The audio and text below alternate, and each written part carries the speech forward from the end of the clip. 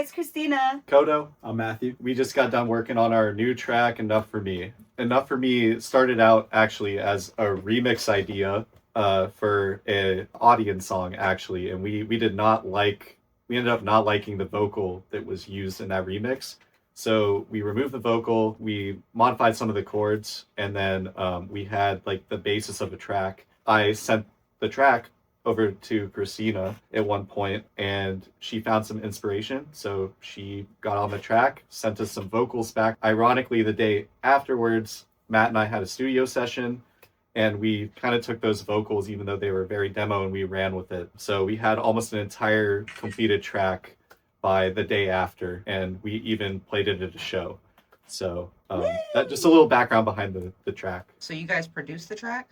Yes. The two of you? So us two produced the track, started out as a remix, and then it became an original after we didn't like what we were doing with the remix. We didn't want to throw it away because it had potential. Yeah, I'm obsessed with Audien right now, so I'm always trying to either rework his songs or break them down myself and try and recreate them. It is a good way to start original tracks. It is. It's like I was telling Christina, I was doing tight beats. All my best songs come from like trying to sound like someone else, but unsuccessfully doing that, and then that is how I've been finding ideas that work for me. The entire idea started, I think it was on my laptop for the first stage. Yeah, it was, yeah. Like the first 5% of the track, and the last 95% of the track had to have been. Yeah. Actually, I think what I built the drop on my laptop, and then we took that and just stemmed it out to yours. I think that's how it started. But yeah, it was like the very beginning was on the laptops to get the idea down, and then back onto my workstation. We have the FL Studio Ableton dynamic going on here, so you know what that's like. Whole lot of audio. And then what was the process like adding Christina? So I've been working with Christina for multiple years, and I knew that she was in the music industry. I had just been starting out when I first met her at the time. So over the years, we had been like swapping work in progress tracks and getting feedback from each other. And I think finally it just like the timing lined up, and the inspiration was there when we sent over the original demo to her. And she just took it and ran with it. And it's pretty easy because I see her weekly at work. So how did you feel about the song, like when you first heard the beat and just the whole inspiration? I just woke up one morning and I said, I'm going to work on this. You sent it to me. It was like the next day I had my mushroom coffee and I went out on the patio and I just started vibing and I came up with a melody really quick and I was just like, this is kind of catchy. This kind of works. And then I didn't know what to talk about, but I was just like kind of like feeling like live. It's you and the mushroom coffee. Man, that mushroom coffee really changed me. Like, I'll be holding up a conversation. But yeah, I was just like, I said, oh shit. And I wrote it so quick and I said, I'm going to go in the studio, and I texted you right away. Yeah. I was just like, are you ready? I'm about to go in the studio right now and I'm going to give you reference. Get ready for it. I'm coming. And then I sent it. And then your reaction was just like... I was blown away at first, and I was like, I got to show Matt. So I ended up showing Matt the day after when he came over for we had a studio session planned regardless to just work on whatever. And I was like, yo, check out what Christina sent me over. And I remember he was like, bro, this is way better than splice vocals, bro. Yeah, we've been kind of stuck with bad vocals. Oh, recently. man. We have these great beats that just have nothing to like bring them to the next level. This was like the first track we made together where a vocal just like magically appeared in my life to make the track way better than it originally was. Yeah. Yeah, when I recorded it in the studio, I was just like, oh, I couldn't wait to show you. I was so excited. I was just really like on a high when I recorded that shit. I was like, during the build-up, I need something like high vocals and like, I don't know, it's like a euphoric thing. And I just wanted to really execute that. And I don't know, I was just fucking around and I just kind of felt it. And then I was like, this is great. Now let's find out some words. Make it work. Well, that was perfect execution. Thank you. After doing this song, would you want to do more? Hell yeah. We got 2 new beats that you sent me today that I'm going to fuck with tonight. Yep. So I'm very excited. I think we're starting something. Yeah, we got our duties to get to tonight. After this, we're going back to my studio. We're gonna try to finish Enough for Me. We had her record all the vocals today, all the extra layers and ear candy, and Yeah, actually, let's talk about that for a second. Okay. So, what did you guys work on today? What was the process for today? Well, first of all, today was just for me to come see the studio because I've actually never been here before. It's been really cool. Like, this spot is awesome. I've actually never been in a legit studio before. I've just been like a bedroom producer, both him and I actually. Get out. So it's been really cool to have like these awesome monitor speakers and the whole setup. But we came here today to really just give feedback and be there for her with recording the ad libs, the extra ear candy and harmonies for the vocals. I have like all of my post-processing plugins and stuff at my home studio. And then we also started some other ideas today. We looked through some of his demo tracks to see if anything resonated with her.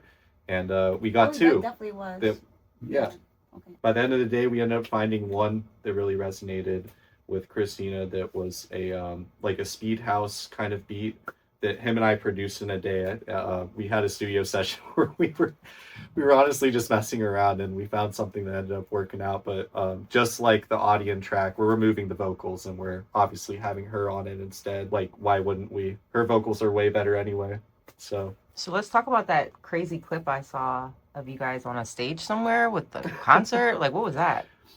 yeah, so actually, would you like to explain this one? So this guy was performing at Believe Music Hall, and I was just inspired and I wanted to record it. I wasn't expecting anything of it, and I guess he liked it so much that they ended up working on it like the next day, and they were like, I think we want to perform it, and I was just like, shut the fuck up. And I was just like, oh my god, okay, I'm gonna be there. Yeah, he just made it happen, and it was an exhilarating moment. Yeah, that was incredible. I was drunk, but I had a great fucking time. I had a great fucking time. Yeah. And the crowd was fucking loving it. And it was just like, Yep. yeah, I felt invincible on that stage. Yeah, it was my I got booked to close out for Sabai, who's like a melodic EDM artist. He's Thai, really, really big artist. And I immediately thought, like, when we had this song close to being playable on club speakers, I was like, we have to play this. It would be electric.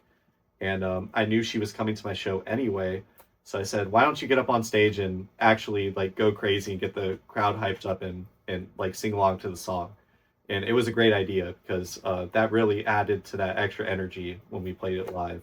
Wow, so great. Gosh, it was amazing. It was amazing. Electric. Yeah, Hopefully a it better was word. electric. Yep. Better word. Yep. Great word Yep. choice. Yep. It was awesome. And the crowd reaction was just priceless, to be honest. It was exactly what I was expecting it to be. So that was really cool. That was Thank really you. cool. What is it like? What's the process like between the two of you making beats together and then working with the artist? How does that kind of flow? How does it happen? We're really good at making beats. Yeah. That's We're right. good at That's beats. fucking right. Yeah, I'm my part of the job is Funny. usually setting up like a song structure, finding good chords, finding, I don't know, like soft sounds to get an idea started, and then he is much better at sound design, serum, stacking the layers, they call it. Yeah. You're good at that. It's a lot in this, and this is kind of like a bass music extension Yeah. genre, like a It's like, subgenre. yeah, it's like a subgenre of melodic bass Yeah, music. this is like melodic bass meets progressive house Yeah, meets basically. something else, I guess. I don't really know. I mean, we got some trap in there too with the 808s. Yeah, and it's all kind of that. a lot. We're drawing Yeah. from a lot of different genres Yeah. here. But it all started out with just chords on in like a MIDI Yeah. file. It always starts with the piano. yeah, just Piano great chords. piano. Every time. Mm. Every time. Yeah. Yep. You guys Yeah. make beats together when you're cooking up a collab beat. You kind of Mhm. start together on two different DAWs.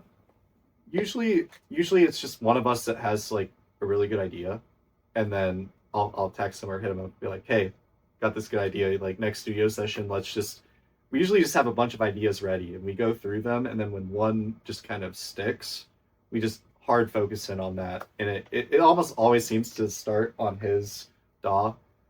He is Ableton, so we have to do the stemming out thing. But we usually start on his because he's really good at writing the melodies and the chords and all of that stuff. And then usually when it gets more to the like end goal and the basis has already been laid out, we usually go over to FL because I have all the post-processing plugins and mixing and mastering stuff. So, but yeah, from the very beginnings, like you'll listen to it, you'll be like, oh, this is just someone playing random chords on a piano, and then it turns into something like this, and it's honestly incredible. So, yeah. And then Christina, when you get a beat like this, what's your process? Do you write? Do you do melodies first? Like, how do you? Melodies first. Just feel it out. Melodies first. Hook first. I go based off on a feeling. Sometimes I'll just like sing gibberish. See where it takes me. Maybe some words add on in there, and then maybe I'll notice like what vowels work with a certain note at a certain angle, whatever. But it's got to be catchy. So it's melody first in the hook, and then I can just play off with the verse, play off the melody with the verses. You know what I'm saying? So I try to not stay within like the chords of, you know, like as far as like the melody that I'm choosing, like the notes that are not just kind of like in the bass line. I want to kind of be creative with like playing around it, and it kind of works with that. So I try to like think a little outside the box, and there's just like a lot of like prettiness in like certain keys that I'll hit. So I'll just kind of like, I'm very big on progression in music. So I want something to be like, you know, kind of sweet, like you hear and you're like, ooh, it's sweet, and like the tone is just like, it like hits you. And then as we grow, it's like there's gonna be some high note in there. There's gonna be some riff in there. There's gonna be some power, feeling, excitement, and then when it drops, it's like, do it all over again. Yeah. That's kind of like just where, I guess that's how I am with like all the music that I do. And then I think for all of you, how does it feel working within, like, because I know you guys were talking about where you got your vocals from before. And then with you, I know you get beats from different producers, but also from like on BeatStars or wherever. So like, how does it feel having an actual vocalist to work with? And then how does it feel having to know the producers that are making, you know what I mean? Like, how does that personalized, I guess, experience? Is it different? Is it better? Is it? It's more hands-on. It's, I'd say it's more like you get a lot more personality and like original sound. And I think that's like the best part about collabing with people closely is you're mixing styles together. Just how you find that those new genres and new sounds. It's great knowing both of them because it's accessible. You know, if we need something to be changed quickly in a project, it's really easy to just hit either of them up and say, hey, can we like work on this part? Yeah, I don't know. I think it adds like a whole new dynamic, especially for us as producers. Like we mentioned earlier, there are a lot of free vocals out there, or vocals you get through like subscription-based platforms. They're great and they'll get you started, but there's not that originality that only you can create as an artist. So I feel like that's one of the things that's really like gate kept us for the most part is not having a great vocalist most of the time, but obviously we have her now. So yeah, Glad to help. Yeah, and then live it's even more fun when you have the best. vocalist there. Yeah, it adds to the show, it adds to the production. It's awesome. So Dutch and I, we met originally in late 2024. So I guess it was like a year ago. It was exactly a year ago from today. Yeah, like a year ago yeah, from right now. yeah. So we On the show? we Oh. met, The Galactic Groove show you were at. Oh. we got booked on the same lineup at a show in North Oh, Atlanta, that's far. and I met Dutch. She was closing out. I was opening, or I don't know. Were you headlining? I was headlining. He was headlining. Yep. I was opening, and we hit it off, became friends, and it's been very steady ever since. Like we collaborate about an average of once every other week in person. Probably once a week at this point. I feel Once a week. Yeah. Yeah. Oh, it's not just music though. We go rock climbing, work out, Yep. random stuff Hey. Yeah. all the time. Awesome. Yeah. So are you guys like a production team when you do work together? Do you have like a name, or is it just like That's inevitable. That's crazy. gonna happen, it right? hasn't gotten to that point yet, but honestly, if things keep going the way they are, it might happen. Yeah. It might end up happening. Yeah, it'd honestly. just be silly to be listing like your artist name, comma, my artist Yeah. name. It's like, why are we doing this? We should probably just find a new name. Yeah, we're like the baby version of like Adventure Club right now. I feel like. Yeah, we got to nail the name. Yeah. We do a duo, Yeah. production duo. We gotta get that right. But that was my first DJing gig where I met him. It was honestly one of the best gigs to start out with as a new DJ, and it was really funny. It was like all the people on the lineup had different genres that they excelled in, and his was house, mine was more like melodic bass stuff.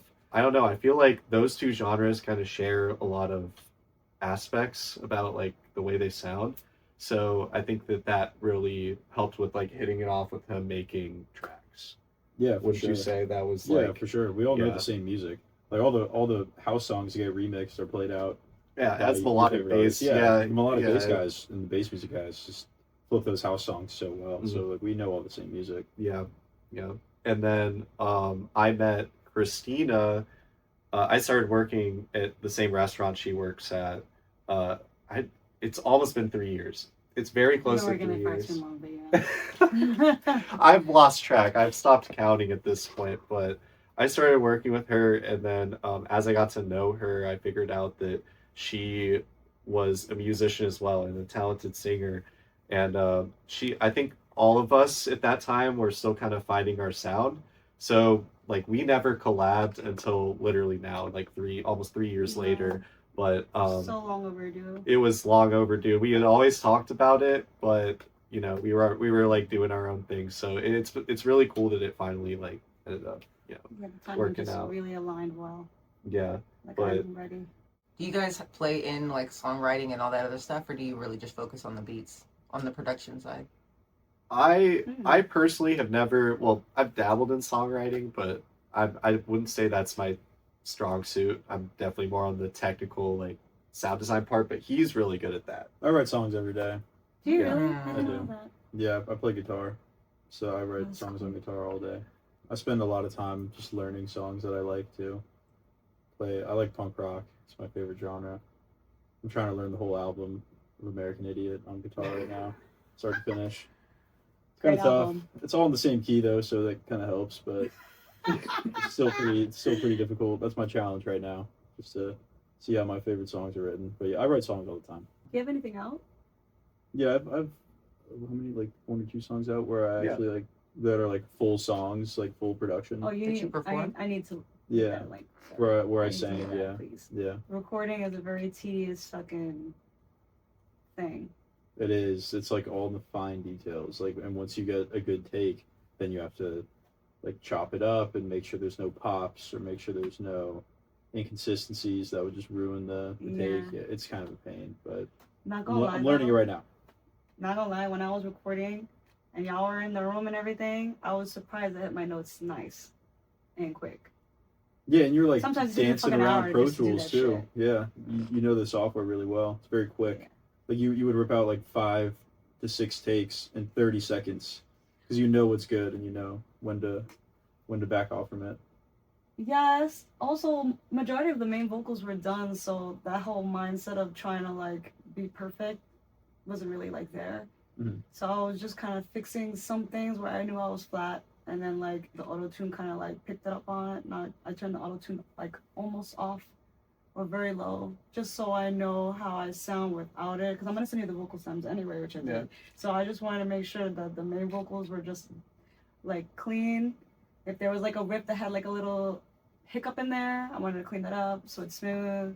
Anything that was too loud or screechy, I gave myself room from the mic, lower the preamp so I can execute that nicely.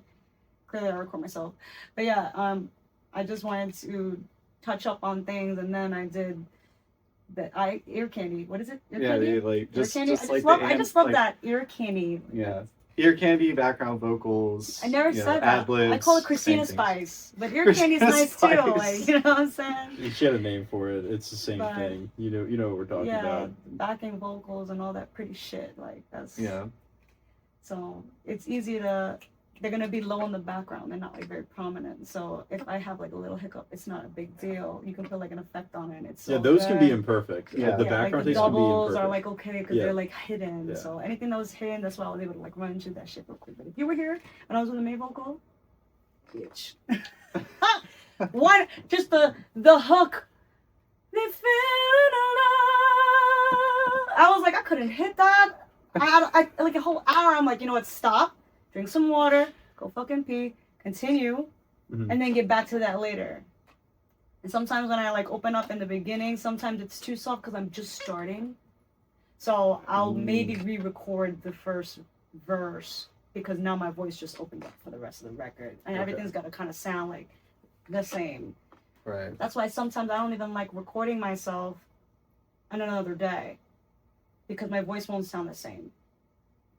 Do you get like? Well, Yeah. I don't know if you get like. I that, know what but- you're saying. Yeah, but your I- voice changes. Yeah, and it's like just me hearing the vocals and me trying to redo that, try to get the feeling in and like try to execute that how I'm perceiving it as. It's never the same. I end up fucking re-recording the whole damn thing. That's why sometimes I'll stay in the studio. I'm stuck in that chair for hours and I don't eat and I don't drink no water and I don't pee and I don't nothing. I'm there because I'm just very like focused and determined that I ain't fucking stopping. Do you warm I'm up? staying right there. Do I warm up? Sometimes I do. Yeah, I'll do like vocal exercises. Do I do that very often? No. I just I think my warm up is I'll actually sing the record. I'll sing the whole record. Mm. Sometimes when I sing the record over and over, I create like a muscle memory Mm. in my vocal cords. So I'll be able to like execute like certain breathing points and being able to hit the notes and how I'm gonna hit it, whether I'm gonna sing in a full voice or sing in a falsetto voice or sing in like a mid voice or whatever the hell it's called. But you know, I'll be able to channel that. So if I could sing something right off the rip, it won't be like it won't be perfect. I'll just do it over and over and over and over. Maybe I'll change and I'll figure out how I want to execute it. But that's usually like my warm up. Mm. I'll just sing the whole song over and over.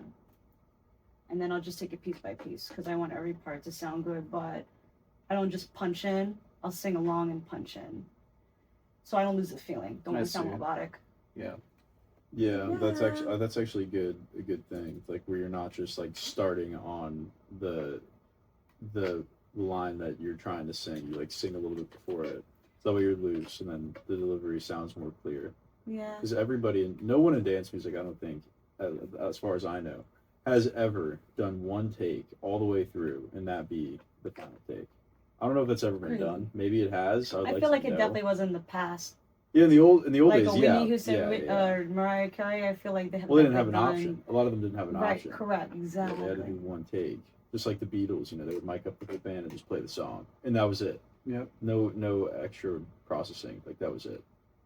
Nowadays you can just do as many takes as you need. Now we can cheat. It's a blessing and a curse because you lost. Gosh, and then you got to give into like if you're a perfectionist, which most Yes. artists are, Yeah. you run the risk of like ruining that initial magic that you have with whatever that recording is because you think you can make better. So yeah, blessing and curse. It really is though. It is. That's It the really fucking is. that's the tedious part of it all right there because I might sound fine, but I want it to sound a certain way because this is how I see it, and I want it that way, and I like, you know what I'm saying? So All right, so I really wanted to ask the question, which I haven't even asked myself yet. But how did you even come up with the lyrics for this song? Like they're incredible. I feel like there might be maybe a meaning behind it. it was hook first. Baby, you're enough for me. And then I just kind of like took the verses and just was like, what's the melody? Oh, street, quiet melody. So there was something that just came over me. Like, I'm finally seeing now. You saw the messy parts and still decided not to leave. It's kind of crazy how your eyes tell the same story. Like you feel the same way. You said those words to me. There you go. There's the whisper in your ear. That's another thing too. Okay. When I do music, I always have a visualizer in my head. Okay. There's always like a music video. So I guess there's that too. So I'm envisioning me in the video of what my video will potentially look like. So then there's that portrays in the music, because I don't know. It's all a vision. It's all a vision. So I just kind of went off the vision. And then the second verse is just talking about like, okay, we're here and it's beautiful. And now I want to show you off to the world so they can see it all. And that's it. You're enough for me. Nice. I love it. That's awesome. Thank you. It's very creative, and I think that the message is very relatable to a lot of people in some way, shape, or form. Which is why I think it's so catchy. Like when I first heard it, I was like, wow, I can easily relate to this. Like all of the feelings and lyrics, like it was awesome. Yeah, it's nice to have a song that focuses on like the upside of a relationship. Like, oh wow, I finally found someone that's enough for me. Oh my gosh, all the sound.